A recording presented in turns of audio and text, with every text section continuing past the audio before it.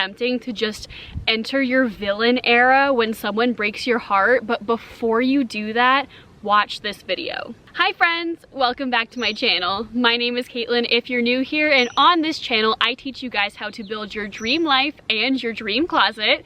We talk about all things fashion, beauty, femininity, overall just living the soft life, how to romanticize your life, everything cottagecore and beautiful and wonderful, but like I mentioned, we also talk about what's going on inside and how to be the best version of yourself internally and mentally. So if that sounds like a community that you would like to join, please consider clicking the subscribe button down below. It would mean the world to me now that I am back on the YouTube train and uploading every single week without fail. I am loving creating videos for this channel, and speaking of creating content, feel free to follow me over on my Instagram at Caitlin Mahina. I focus a lot more on fashion and just overall romanticizing your life. I also do beauty and travel on there. And if Instagram is not your thing, I also post on TikTok and Pinterest. So all of the links for my different social media platforms will be down below. Feel free to follow whichever one you feel called to. Okay, so on to what this video is about. I'm sure you can tell by the title or by the thumbnail, but today we are going to talk about how to heal from having your heart broken. And just a little bit of context before we get into it. If you've already been a subscriber and follower of mine, you might have caught glimpses of my journey over the last year. I'm just gonna get right into it. About a year ago, actually a little bit over a year ago, maybe like a year and 2 weeks ago, I officially got a divorce. Technically it was a dissolution of marriage, but a marriage ended, and since then I entered into what I thought was a relatively serious relationship. I actually moved in with my boyfriend at the time. I've been in a couple situationships. I'm not going to comment on my relationship status now because I really want to keep that private for a while. I have really had to work to heal myself from the heartbreak that I experienced from the ending of a marriage, the ending of a relationship, and just overall I have had quite a lot of experience with breaking hearts, getting my heart broken, entering in and out of relationships and flings and all these things. And it hasn't been until basically the start of this year, the start of 2023, when I really feel like I have healed myself to the core of who I am as a person after everything that I've been through romantically. And it's really important to me that I share this information with you because I remember when I was just at my lowest point at the very end of last year around Christmas time, and just thinking there's no way I'm going to get out of this. There's no way I'm ever going to fall in love again or trust someone again, or ever want to be with someone again. And I am so happy to say that after years of trial and error and really buckling down and figuring out how to fix myself and put myself back together, I feel arguably the happiest and best that I've ever felt in my entire life. So if you find yourself in a dark place right now, or maybe you're coming out of it but you want some more tips, this video is going to be an in-depth guide about how to heal yourself after a heartbreak. So we're going to talk about 3 different phases or 3 different parts that I think you should kind of go through in order to heal yourself from going through a heartbreak. First, I'm going to give you some gentle reminders on how to master your mentality and your emotional state after getting your heart broken. I'm also going to give you some ideas on how to best take care of yourself and put yourself back together after experiencing this difficult time. And finally, I'm going to give you some advice on how to move on and how to put your best foot forward when you enter back into the world, whether it's back into the dating scene or just back into normal life as a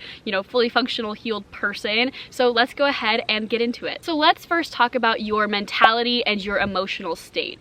Obviously, if you are on your knees and you are just so emotionally devastated, whether it was you who ended a relationship or someone else who ended the relationship with you, or it's a loss of a friendship or betrayal by a family member, you need to prioritize your own healing. And this might sound like a no-brainer at face value, but I know that there's a lot of people out there that mean well and that will give you advice like, oh, just distract yourself, like just push past it, like don't worry about it, like just don't let yourself feel sad and it'll be over. No, I will get on to, activities and things that you can do to kind of take your mind off of things in a second here, but you need to actually acknowledge that you are hurt and acknowledge that you are in a period of healing. And I know this can be hard, especially if you're like a go-getter and you really don't see yourself as someone who like has the time to slow down and focus on your own healing. Trust me, enter your healing era. I know that being in your healing era has been like trending on social media, and it might just sound like a little social media silly trend thing, but it's so true. You need to acknowledge, it doesn't mean you have to tell anyone, even if it's just for yourself, you have to acknowledge that in this stage in your life, you need to give yourself the space to heal. Let yourself feel every emotion. Allow yourself to have good days and bad days. I think there's a lot of pressure in society and just amongst your friend group, maybe you're on social media, to just be like, oh, F this, I'm fine, everything's fine, you know, I'm so much better now, everything's awesome.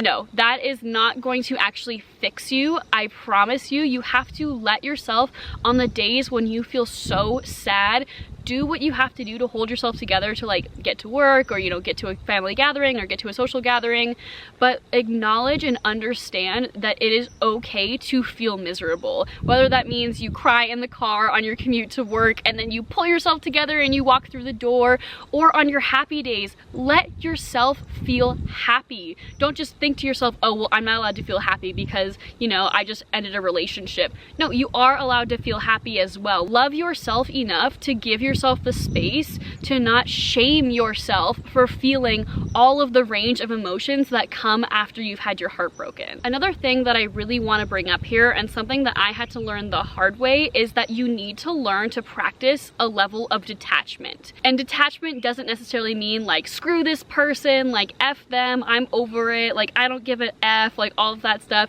If that's what you need to do, then fine.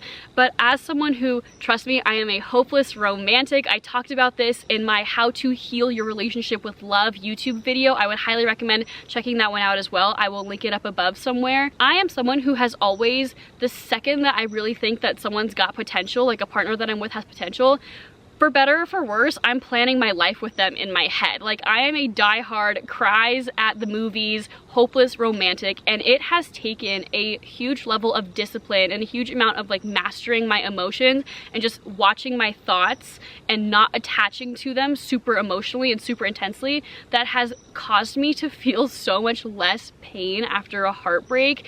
And so practicing a level of detachment, it is hard, but a way that I would recommend getting started is honestly by meditating when you have the time. So maybe just wait until the end of the day, once you've made it through your day, like put a bookmark in how you're feeling emotionally and then address it at the end of the day if you have to. Sit with yourself and let yourself feel those horrible, terrible emotions and just try to detach from them. There are ways to have thoughts about how the relationship ended or why it ended, but also not attach incredibly strong emotions to it. Instead of being like, oh my god, this person's the effing worst, or oh my god, I'm so miserable, I'm never gonna recover from this. Observe those emotions and let them go. Yes, all of this will take time. So allow yourself the time and space to feel these emotions, to feel these thoughts, observe them from a third-party perspective, and then let them go. Release them. Another thing that I would highly recommend when it comes to working on your mentality and your emotional state after a breakup is to find ways to instantly flip yourself out of being in a horrible, horrible mood. An example of this, and this is gonna sound weird, I don't remember where I learned this from or if I made this up myself, but when I'm healing from a heartbreak, you know, we've all been there, you're trying to fall asleep at night and you are just crying yourself to sleep. I've done it, you've done it, I'm not embarrassed. It's something that a lot of people go through. And the weird thing that I started doing in order to help myself fall asleep is, you know, obviously I'd be laying there and I'd be thinking to myself, sorry, there's a butterfly flying around. I'm like, ah! Anyway, distraction. I would be laying there thinking to myself, oh my gosh, I miss this person. I wish he was holding me. I wish they were hugging me. I wish they were laying next to me. I wish I could feel their body warmth next to them. And one thing that I practiced in order to sort of flip myself out of feeling that way is I would imagine, this is gonna sound weird, I imagined myself hugging myself. And please don't judge me for that. I'm feeling very vulnerable that I'm sharing that with you.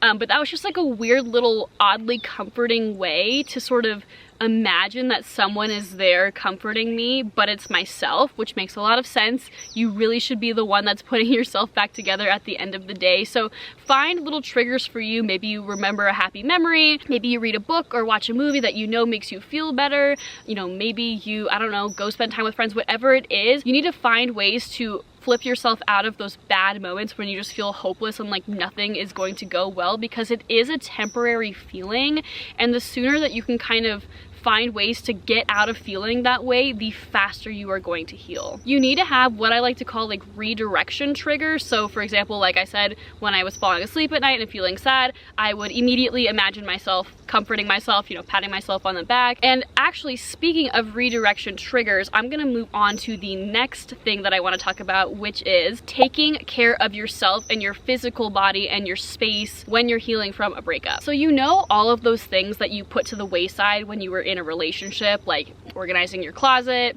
taking your car in for an oil change, I don't know, looking up a new job, applying for a new job, spending time with a friend or family member that you haven't seen in a really long time. Do those things when you feel sad. Use those as your redirect triggers. And so that is something that I would highly recommend when it comes to actually actionable steps beyond just sitting there and meditating and feeling your emotions. So for example, when I was healing from my most recent heartbreak, instead of just like letting myself dwell, as soon as I started feeling those moments in the day when I was, you know, at home by myself and I would just start remembering them and feeling really sad, I would get up and I would organize my closet, or I would get up and I would start planning a trip, or I'd start planning my summer trips, or I would, you know, watch a movie that I've always wanted to watch, or I'd start watching a show that I've always been interested in, or I would go on YouTube and find self-help YouTube videos just like this one. And so you need to make a list. Like, I would actually recommend making a list of all of these things that you've put off to the side, you know, at-home improvement projects, plans you've always wanted to do, movies and content and things that you've always wanted to consume.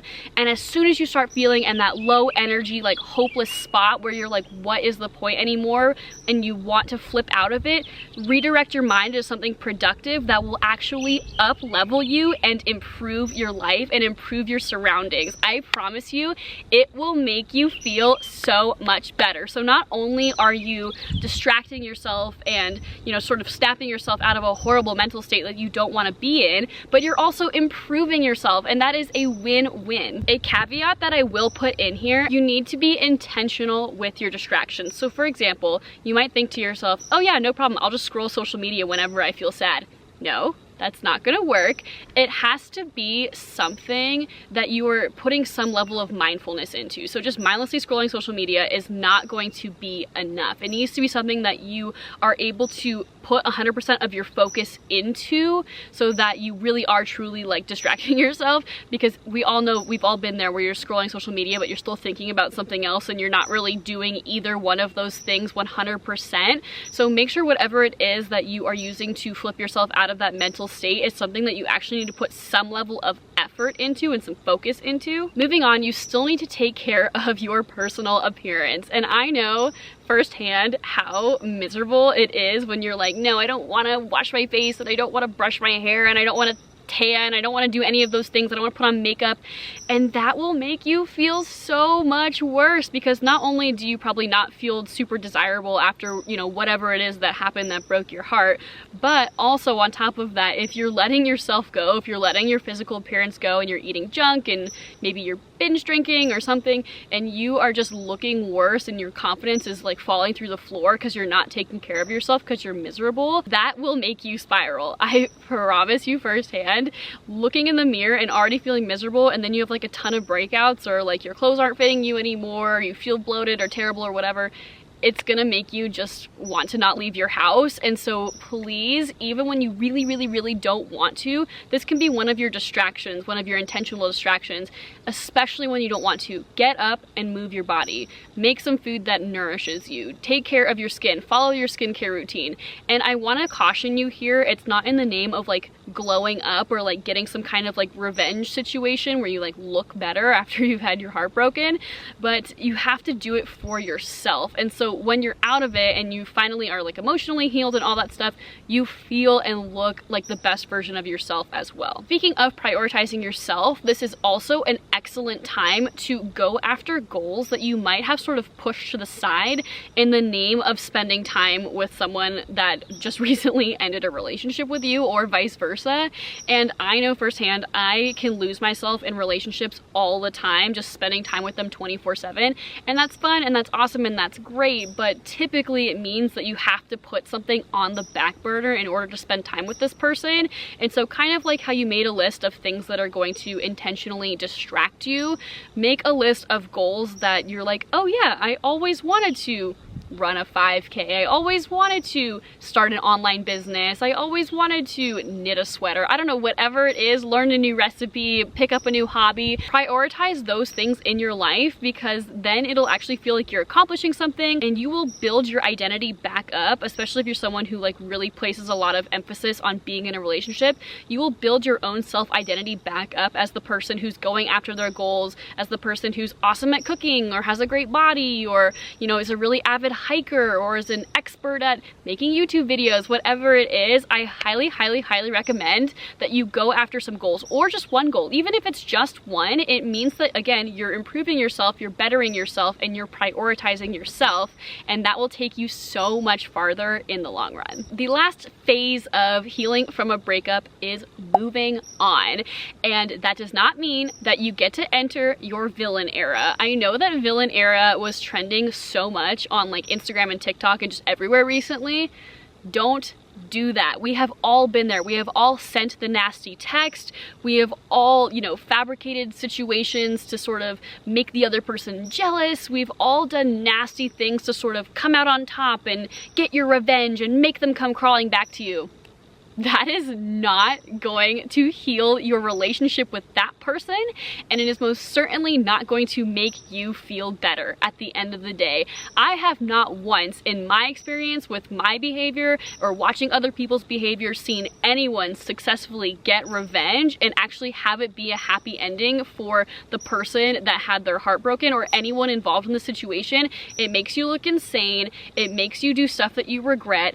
Do not do it. When I say move on, I'm not talking about, you know, making yourself win. I'm talking about winning because you feel like the best version of yourself, not because you beat the person that gave you that heartbreak. If you go down the path of like living in your villain era and getting revenge, you are still giving your energy to someone who at best hurt you and at the worst does not care about you anymore. And both of those are just horrible waste of time. If you have done all of the steps that I've outlined before, and you've worked on your mental state, and you've worked on bettering yourself and your surroundings, you shouldn't even want to enter your villain era in the first place. So as you're putting yourself back out into the world and sort of getting back out there and putting your best foot forward, if you find yourself having these thoughts of, you know, I want to make them feel terrible, or I'm gonna do this thing at this party that I know they'll be at, or whatever it is, check yourself and go back to step one, which is reviewing your mindset and your emotions, and really reflect on why you feel this way. I'm not saying that your healing journey is gonna be like perfectly linear and you're just gonna be the most amazing person and you're not gonna have any thoughts like that whatsoever. We're all human, we're all imperfect people. But when you find yourself having those thoughts of like, ooh, I'm drunk, I'm gonna text them something insane, or I'm gonna text them something whatever, really come to yourself and think about like, why do I want to do this? What is making me feel this way? Am I lonely? Am I trying to reach back out to them because I'm lonely? Am I trying to feel like I came out on top in the situation? Do I just want attention? What is it that is making you want to act that way? I would also recommend looking for lessons to take with you the next time that you enter a relationship or start talking to someone. And I know at face value that can be really difficult, or it can be really easy, about just being like, oh, well, they're a terrible person. You know, no, actually think about, okay, now I know that I need a person in my life who is an excellent communicator. Now I know that there's certain behaviors that I just can't tolerate because it makes me feel disrespected. Those things. I promise you that once you're able to find lessons and sort of look back at the situation and learn something from it to improve going forward, it will be a lot less tempting to crawl back to something that you know was bad for you. You have to do everything in your power to not care about them, because I promise you that they do not care about you. They're not thinking about you. You have to practice that level of detachment that I mentioned earlier. And when you find yourself having those thoughts of like, oh, I wonder what this person's up to, or I wonder if they've ever thought about me or whatever, don't. If it requires you to block them on social media or unfollow them, mute them, whatever it is, stop checking their stories, stop checking to see if they've read your text, just stop, because again, you're wasting your time.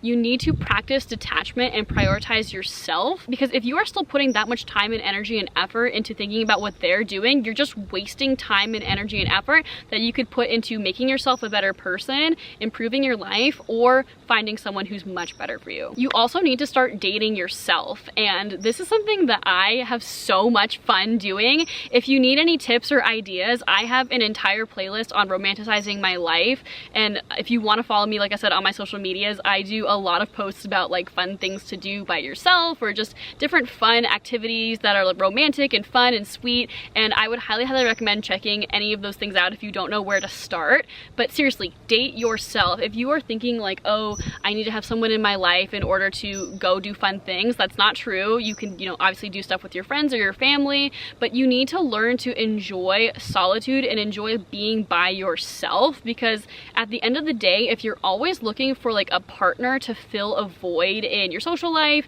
in, I don't know, your emotional life, whatever it is, you need to check in with yourself, go back to step one, work on that mentality, because if you always need someone to fill that emotional void for you, you will settle for the bare minimum. You will settle for horrible treatment, or just someone that's not right for you, and you end up wasting your time that you could potentially be giving to someone who is right for you. On that note, it's also a really good idea to make a list of what you're looking for in a future partner. If you make a list and get really clear on what you're looking for, it will make it that much easier to not waste your time when you are entering a relationship with someone, or you're entering, you know, you're talking to someone and you're seeing some stuff that you're not super sure if you like it or not. When you're unsure in those moments, go back to your list, and it makes it that much easier to not fall into the same mistake over and over and over again. I know myself personally, I probably have only dated like the same 3 types of guys, and it wasn't until I actually like wrote down on a list what I'm looking for and what's good for me that I was able to avoid so many awful toxic men before I even let them have the time of day in my life where they were getting really invested in me, and vice versa. So have that list. Sort of along the same lines is, don't get upset when you see people around you in happy relationships or on social media. So you're making the list, and also sort of have that mentality of like, I can't wait to find my person. I can't wait to, you know, have this person that loves me and that is considerate and kind and has the same hobbies as me, whatever it is that's on that list, instead of entering that really bitter stage where you're just like, oh, screw love, you know, couples are the worst, get a room. If you're in that state mentally, you are not opening yourself up to find something that's healthy for you. And so I highly encourage you, if you're finding yourself having these really bitter thoughts about other people and relationships, or just love in general, go back to step one, work on your mentality, and really practice, you know, put it out there. I actually recently commented, actually not recently, back in like January when I was in the thick of my healing era, I commented on this one reel that went viral, and it was all about this girl. She's a travel blogger, and she was, you know, traveling with her boyfriend of like many years, and it was about how she was so happy that she found her travel partner for life. And when I first saw that post, I remember thinking like, oh God, like I had just had my heart broken, and I'm like, oh, this makes me feel some kind of like bad feelings. But instead I chose to comment, I'm so happy for you guys, I can't wait to find my person. First of all, my comment, she pinned it, my comment went viral. I got like a couple thousand likes on that comment, which has never happened to me before. And within a couple of weeks of making that comment, some really good stuff happened to me. I'm not gonna get into it because, like I said, I'm going to keep that more private from now on my social media channels.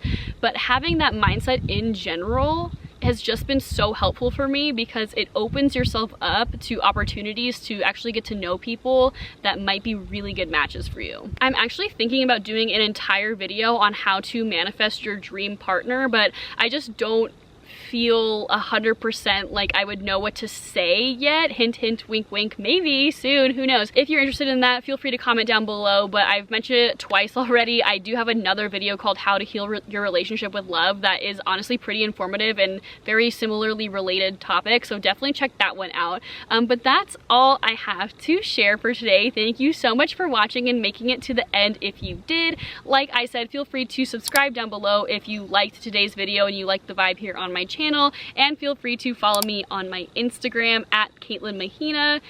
That's all I've got to say for you. Good luck on your journey. I wish you well.